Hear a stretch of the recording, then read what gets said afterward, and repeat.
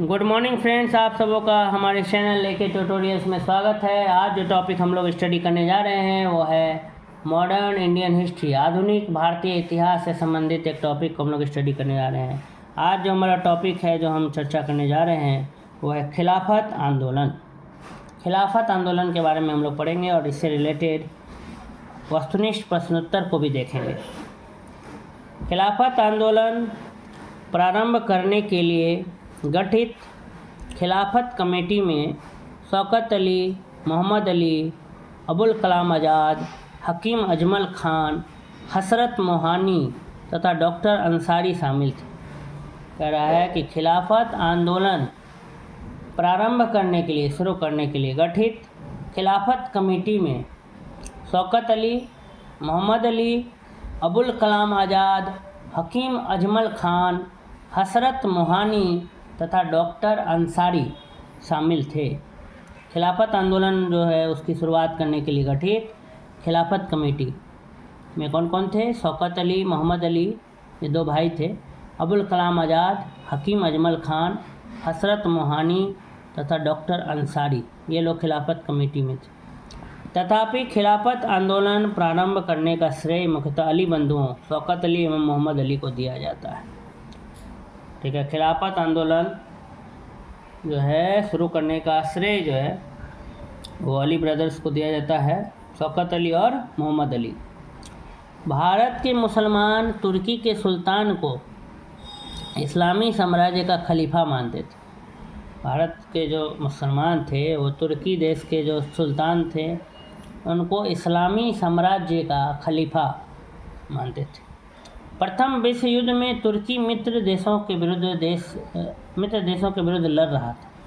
प्रथम विश्व युद्ध में जब फर्स्ट वर्ल्ड वार चल रहा था उस समय तुर्की मित्र देशों के विरुद्ध लड़ रहा था। युद्ध के समय ब्रिटिश राजनीतिज्ञों ने भारतीय मुसलमानों को वचन दिया था कि वे तुर्की साम्राज्य को किसी प्रकार समाप्त नहीं होने देंगे। ठीक है, युद्ध के समय ब्रिटिश राजनीतिज्ञों ने भारतीय मुसलमानों को ये वचन दिया था कि वे तुर्की साम्राज्य को किसी प्रकार समाप्त नहीं होने देंगे। लेकिन युद्ध समाप्त होने के बाद ब्रिटिश सरकार ने तुर्की साम्राज्य का विघटन कर दिया। तुर्की साम्राज्य को क्या कर दिया? डिकम्पोज कर दिया, तोड़ दिया। तो भारतीय मुसलमान ब्रिटिश साम्राज्य से नफरत करने लगे और उन्होंने तुर्की के ऑटोमन साम्राज्य की रक्षा और खलीफा को बनाए रखने के लिए आंदोलन क्या कर दिया? प्रारंभ कर दिया। भारतीय मुसलमान ब्रिटिश साम्राज्य से क्या करने लगे? नफरत करने लगे और उन्होंने तुर्की के ऑटोमन साम्राज्य की रक्षा और खलीफा को बनाए रखने के लिए आंदोलन शुरू कर दिया। तुर्की साम्राज्य के विभाजन के विरुद्ध शुरू हुए खिलाफत आंदोलन ने उस समय अधिक जोर पकड़ लिया। तुर्की साम्राज्य का जो विभाजन कर दिया अंग्रेज़ों ने, तो उसके विरुद्ध शुरू हुए खिलाफत आंदोलन ने उस समय अधिक जोर पकड़ लिया जब इसमें गांधी जी सम्मिलित हो गए। जब इसमें गांधी जी सम्मिलित हुए। तुर्की साम्राज्य के विभाजन के विरुद्ध शुरू हुए खिलाफत आंदोलन ने उस समय अधिक जोर पकड़ लिया जब इसमें गांधी जी सम्मिलित हुए। अंग्रेज़ों द्वारा तुर्की साम्राज्य का विभाजन करने के विरुद्ध खिलाफत आंदोलन प्रारंभ हुआ। दिल्ली में 23-24 नवंबर 1919 को होने वाले खिलाफत कमेटी के सम्मेलन में 24 नवंबर को अध्यक्षता महात्मा गांधी में प्रदान की गई। दिसंबर 1919 में हुए भारतीय राष्ट्रीय कांग्रेस के अमृतसर अधिवेशन से खिलाफत आंदोलन को और अधिक बढ़ावा मिला। गांधी जी ने इसे हिंदू मुस्लिम एकता के एक ऐसे स्वर्णिम अवसर के रूप में देखा, गोल्डन अपॉर्चुनिटी के रूप में देखा, जो आगे 100 वर्षों में भी नहीं प्राप्त हो सकता था। तो तदनुसार उन्होंने अंग्रेज़ों के विरुद्ध आंदोलन में भारतीय मुसलमानों का सहयोग प्राप्त करने के लिए खिलाफत आंदोलन का क्या किया? समर्थन किया। गांधी जी ने देखा कि मुस्लिम जो है पूरा तुर्की साम्राज्य का जो विभाजन हुआ है उसके खिलाफ में खिलाफत आंदोलन काफ़ी ज़ोर शोर से कर रहे हैं, तो उसको उन्होंने उस ताकत को उन्होंने अपने देश की ओर मोड़ने का प्रयास किया। उन्होंने सोचा कि ये एक बहुत ही स्वर्णिम अवसर है, गोल्डन अपॉर्चुनिटी है कि हिंदू मुस्लिम यूनिटी हम इससे ला सकते हैं और अंग्रेज़ों के विरुद्ध आंदोलन भी उत्पन्न किया जा सकता है जिसमें मुसलमानों का भी सहयोग लिया जा सकता है। वही लिखा है कि दिसंबर 19 गांधी जी ने इसे हिंदू मुस्लिम एकता के एक ऐसे स्वर्णिम अवसर के रूप में देखा जो आगे 100 वर्षों में भी नहीं प्राप्त हो सकता। तदनुसार उन्होंने अंग्रेज़ों के विरुद्ध आंदोलन में भारतीय मुसलमानों का सहयोग प्राप्त करने के लिए खिलाफत आंदोलन का क्या किया, समर्थन किया। हकीम अजमल खां ने खिलाफत आंदोलन के दौरान हाजिक उल मुल्क की पदवी त्याग दी थी। यह पदवी ब्रिटिश सरकार द्वारा वर्ष 1908 में उन्हें प्रदान की गई थी। तो हकीम अजमल खां खिलाफत आंदोलन के दौरान हाजिक उल मुल्क पदवी जो था वो त्याग दिए थे। मोहम्मद अली जिन्ना जब वे राष्ट्रवादी थे, खिलाफत आंदोलन को देश की स्वतंत्रता आंदोलन से जोड़ने के विरोधी थे। मोहम्मद अली जिन्ना जब वे राष्ट्रवादी थे, जो 2 टुकड़ा में देश चाहते थे, पाकिस्तान के लिए वो सेपरेट नेशंस का मांग करना चाह रहे थे, मुसलमानों के लिए एक अलग राष्ट्र बनाना चाहते थे, मोहम्मद अली जिन्ना। तो मोहम्मद अली जिन्ना खिलाफत आंदोलन को भी देश की स्वतंत्रता के आंदोलन से जोड़ने के विरोधी थे। उन्होंने गांधी जी को राजनीति में धर्म को न लाने की सलाह दी थी। मोहम्मद अली जिन्ना ने उन्होंने खिलाफत आंदोलन में गांधी जी की भागीदारी के विरुद्ध गांधी जी को सावधान किया था कि वे मुस्लिम धार्मिक नेताओं एवं उनके अनुयायियों के कट्टरपन को प्रोत्साहित न करें। मौलाना मोहम्मद अली, शौकत अली, अबुल कलाम आज़ाद, हकीम अजमल खां और हसरत मोहानी खिलाफत आंदोलन में गांधी जी के क्या थे, प्रमुख सहयोगी थे। सितंबर 1920 में कलकत्ता में हुए कांग्रेस के अधिवेशन का प्रमुख मुद्दा जलियांवाला बाग कांड और खिलाफत आंदोलन था। खिलाफत आंदोलन में मदन मोहन मालवीय सम्मिलित नहीं हुए थे तथा उन्होंने इस आंदोलन में कांग्रेस की भागीदारी का विरोध किया था। सितंबर 1919 में अखिल भारतीय खिलाफत कमेटी का गठन किया था।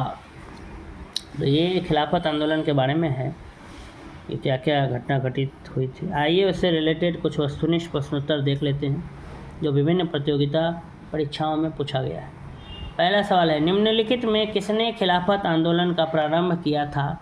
नीचे दिए गए कोट से सही उत्तर का चयन कीजिए। निम्नलिखित में किसने खिलाफत आंदोलन का प्रारंभ किया था?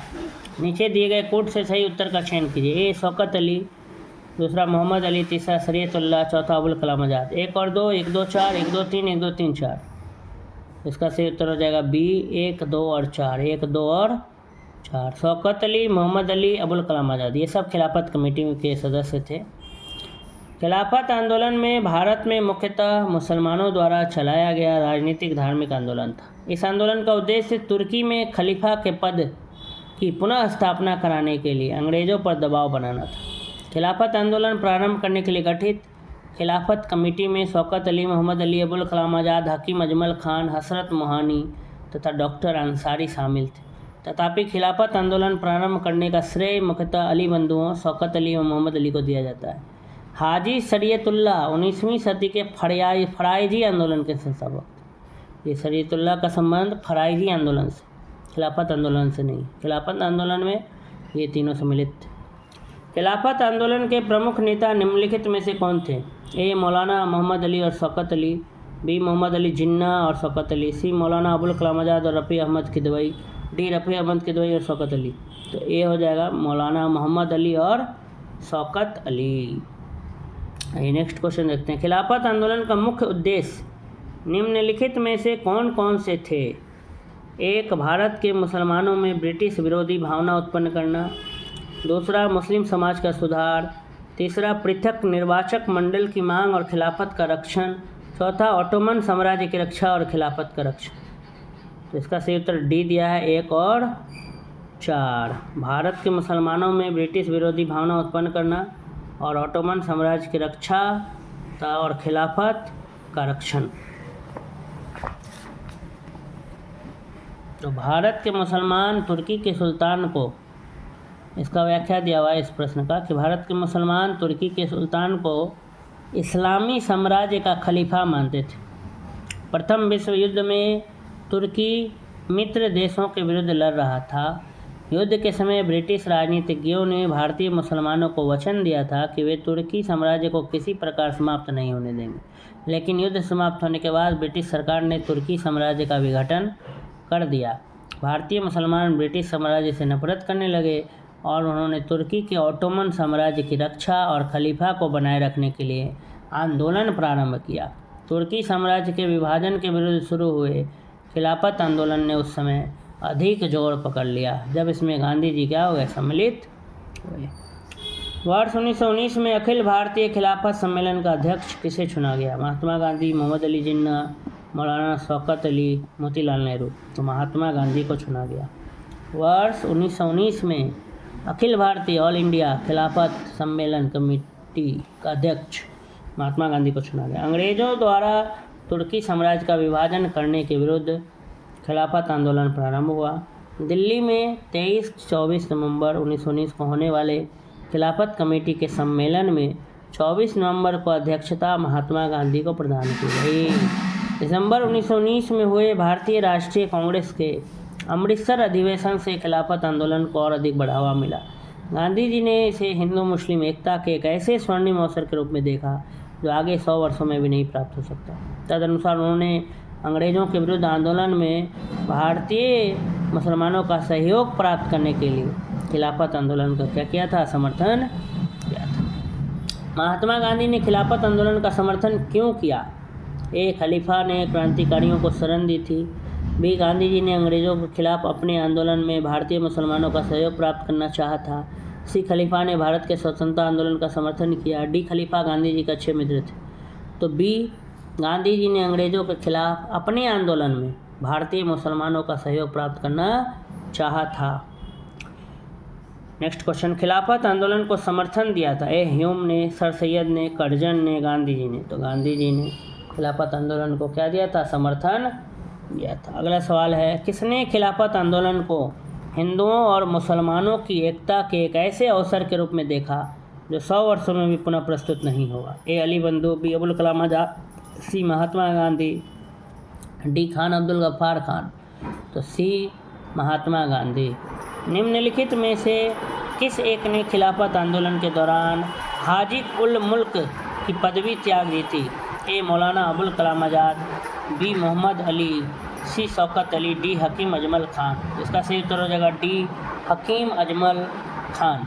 हकीम अजमल खान ने खिलाफत आंदोलन के दौरान हाजी उल मुल्क की पदवी त्याग दी थी। यह पदवी ब्रिटिश सरकार द्वारा वर्ष 1908 में उन्हें प्रदान की गई थी। गांधी जी को किसने सावधान किया था कि मुस्लिम धार्मिक नेताओं और उनके अनुयायियों के कट्टरपन को प्रोत्साहित न करें? ए, आगा खान, बी, अजमल खान, सी, हसन इमाम, डी, मोहम्मद अली जिन्ना। इसका सही उत्तर हो जाएगा डी, मोहम्मद अली जिन्ना। मोहम्मद अली जिन्ना जब वे राष्ट्रवादी थे, खिलाफत आंदोलन को देश की स्वतंत्रता के आंदोलन से जोड़ने के विरोधी थे। उन्होंने गांधी जी को राजनीति में धर्म को न लाने की सलाह दी थी।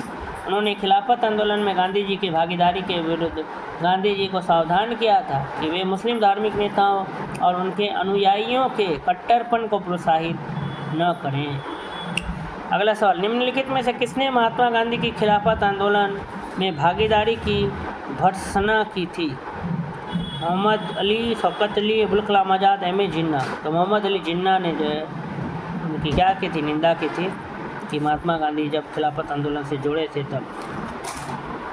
अगला सवाल है, तो उसी का एक्सप्लेनेशन है। मोहम्मद अली जिन्ना ने महात्मा गांधी की धार्मिक नेताओं द्वारा प्रारंभ खिलाफत आंदोलन में भागीदारी की भर्त्सना की थी, जबकि मौलाना मोहम्मद अली, शौकत अली, अबुल कलाम आज़ाद, हकीम अजमल खान और हसरत मोहानी खिलाफत आंदोलन में गांधी जी के प्रमुख सहयोगी थे। निम्नलिखित में खिलाफत आंदोलन का परिणाम क्या था?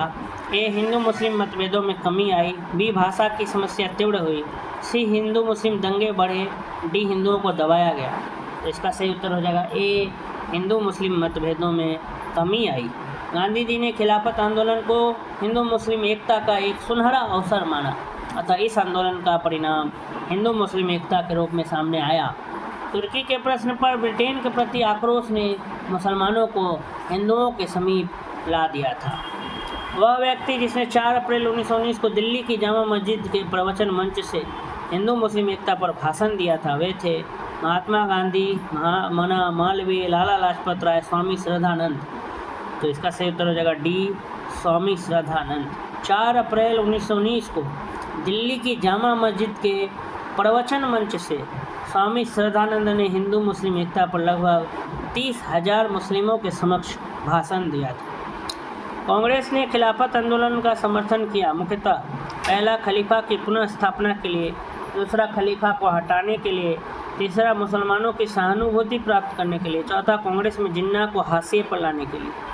तो इसका सही उत्तर हो जाएगा 1 और 3, खलीफा की पुनः स्थापना के लिए और मुसलमानों की सहानुभूति प्राप्त करने के लिए। कांग्रेस ने खिलाफत आंदोलन का समर्थन खलीफा की पुनः स्थापना के लिए तथा मुसलमानों की सहानुभूति पाने के लिए किया था। गांधी जी के अनुसार यह हिंदू मुस्लिम एकता के लिए स्वर्णिम अवसर था, गोल्डन अपॉर्चुनिटी था। उन्होंने लिखा था कि जब मुसलमानों के महत्वपूर्ण हित खतरे में हो तब यदि हिंदू उनसे दूर रहे तो हिंदू मुस्लिम एकता के बारे में कांग्रेस का कोई अर्थ नहीं रहेगा। निम्नलिखित में से किस भारतीय नेता ने खिलाफत आंदोलन का समर्थन नहीं किया था? ए जवाहरलाल नेहरू, बी मदन मोहन मालवीय, सी मोहम्मद अली, डी स्वामी श्रद्धानंद। तो बी मदन मोहन मालवीय। सितंबर 1920 में कोलकाता में हुए कांग्रेस अधिवेशन का प्रमुख मुद्दा जलियांवाला बाग कांड और खिलाफत आंदोलन था। खिलाफत आंदोलन में मदन मोहन मालवीय सम्मिलित नहीं हुए थे तथा उन्होंने इस आंदोलन में कांग्रेस की भागीदारी का विरोध किया था। सितंबर 1919 में अखिल भारतीय खिलाफत कमेटी का गठन किया था। वर्ष 1920 की खिलाफत कमेटी की सभा, जिसमें गांधी जी का असहयोग आंदोलन के नेतृत्व को संभालने का अनुरोध किया था, वह किस शहर में हुई थी? ए लखनऊ, बी लाहौर, सी इलाहाबाद, डी कराची। तो इसका सही उत्तर हो जाएगा सी इलाहाबाद। गांधी जी ने वर्ष 1920 में खिलाफत कमेटी को अंग्रेजी हुकूमत के खिलाफ असहयोग आंदोलन छोड़ने की सलाह दी। जून 1920 में खिलाफत कमेटी ने इलाहाबाद में इस सलाह को स्वीकार किया और गांधी जी ने को आंदोलन की अगुवाई करने का अधिकार सौंपा। सितंबर 1920 में कलकत्ता के विशेष अधिवेशन में लाला लाजपत राय की अध्यक्षता में असहयोग आंदोलन के प्रस्ताव को स्वीकार कर लिया गया। इस मिसाल में हम मुसलमानों को हिंदुओं से भिड़ा नहीं पाए। निम्नलिखित में कौन सी घटना से एचिंसन के इस कथन का संबंध है? 1857 का विप्लव, चंपारण सत्याग्रह 1917, खिलाफत और असहयोग आंदोलन 1942 के अगस्त क्रांति। तो खिलाफत और असहयोग आंदोलन 1919 से 1922। ये एचिंसन ने कहा था कि इस मिसाल में हम मुसलमानों को हिंदुओं से भिड़ा नहीं पाए, खिलाफत आंदोलन में और असहयोग आंदोलन में। एचिंसन की उक्त टिप्पणी खिलाफत और असहयोग आंदोलन के संदर्भ में थी। ध्यातव्य है कि तुर्की के प्रश्न पर ब्रिटेन के प्रति जो गुस्सा था, आक्रोश था, उसने मुसलमानों को हिंदुओं के समीप ला दिया था। मोहम्मद अली ने घोषणा की थी कि वह मुसलमान पहले हैं और भारतीय बाद में हैं। 1921 का मोपड़ा आंदोलन शाखा थी। ए खिलाफत आंदोलन की, बी 1857 के स्वतंत्रता संग्राम की, सी स्वदेशी आंदोलन की, डी असहकार आंदोलन। तो ये खिलाफत आंदोलन की। 1921 का मोपड़ा आंदोलन शाखा वो खिलाफत आंदोलन की शाखा थी। केरल प्रांत के मालाबार जिले के मोपड़ा काश्तकारों के आंदोलन मुख्यतः लगान एवं बेदखली को लेकर थे। जमींदार जब चाहते उन्हें भूमि से बेदखल कर देते थे और जब चाहते मनमाना लगान वसूलते थे। दूसरी ओर वहाँ खिलाफत आंदोलन भी अपनी जड़ें जमाता जा रहा था। हालात ये हो गए कि खिलाफत आंदोलन एवं काश्तकारों की बैठक में फ़र्क करना मुश्किल हो गया। इस तरह दोनों आंदोलन एक दूसरे में समा गए। तो इस तरीके से हमारा जो खिलाफत आंदोलन जो टॉपिक था, प्रकरण था, वो यहीं पर समाप्त हुआ। अगर आपको मेरा वीडियो अच्छा लगा तो वीडियो पे लाइक कर दें, वीडियो को अधिक से अधिक लोगों तक शेयर करें और अगर आपने अब तक चैनल को सब्सक्राइब नहीं किया है तो प्लीज़ चैनल को सब्सक्राइब कर लें। धन्यवाद।